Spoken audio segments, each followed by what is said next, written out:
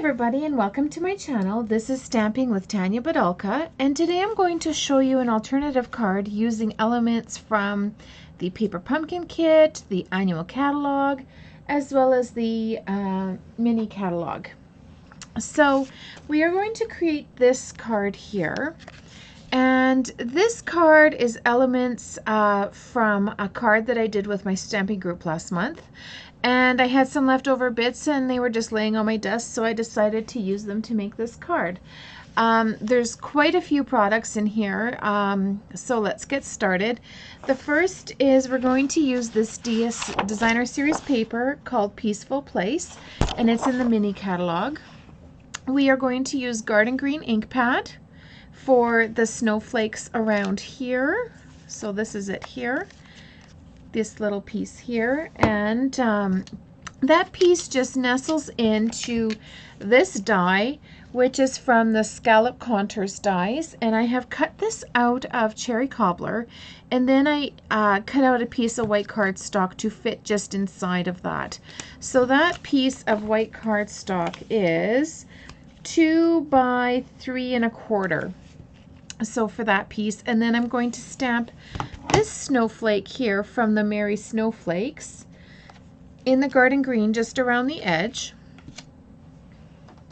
And then I am going to ink up this and the presents and the skirt in black Memento ink like I've done here. And you can color them in however you wish. I use stamping blends, and I used quite a few different colors to get this little girl here. I will be posting another video to my channel with this card here. This is the card that I did with my stamping group. So I will be posting all of the products I've used as well in here and show you the markers. So stay tuned for that video if you want to know exactly what markers I've used here. So let's get started. You need a card base that is 8.5 by 5 1/4 scored, or sorry, 5 1/2 scored at 4 1/4 in the middle. Then you need a piece of gray, no, this is slate, the slate paper, and then so that will be 5 1/4 by 4. And then so your little pieces on top are from the kit. So this was this piece here. So this is 5. Let me check the measurements exactly. So it's 3 3/4 by 5. So all I did was I cut it at 2 1/2 in the middle, so I got 2 pieces out of one backing. You can also use the envelope on the inside to get this piece of paper if you've already used these up. So then you also need a piece that's 2 1/2 by 3 3/4 of the Designer Series paper. And this is the back side. It's very nice and metallic-y. So let's get started putting this together. And you also need a slice of this ribbon. It's the cherry cobbler and gold ribbon, and it is in the Mini Catalog as well right now. It's really pretty. I've used that quite a bit. So this card is quite simple to put together. The coloring does take a little while to do, but you can do something else if you like. So I'm going to adhere the trees on the top first, and then I'm going to adhere the green plaid. So I line it up about 1/4 inch down, and then my green will go over top. It overlaps just ever so slightly. So I like to measure from the top and the bottom and then go from there, so that I have the same amount of space going all the way around my card.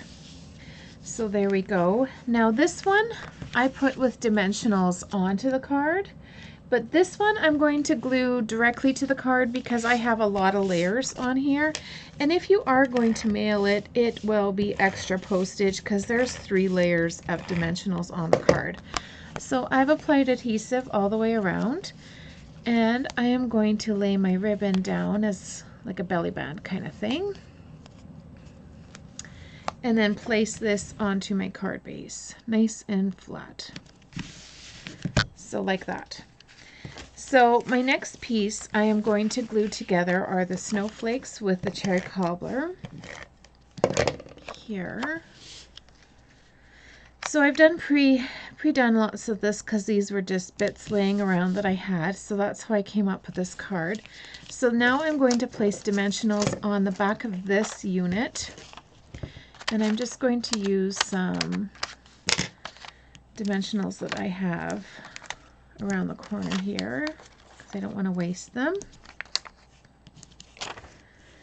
And then pick off the backings of the dimensionals. And I'm going to lay this down onto our card in the middle. I didn't put a greeting on the card because I thought, well, it could be used for whatever. And you can put a greeting on if you like. So I always start, when you're doing this piece of the girl,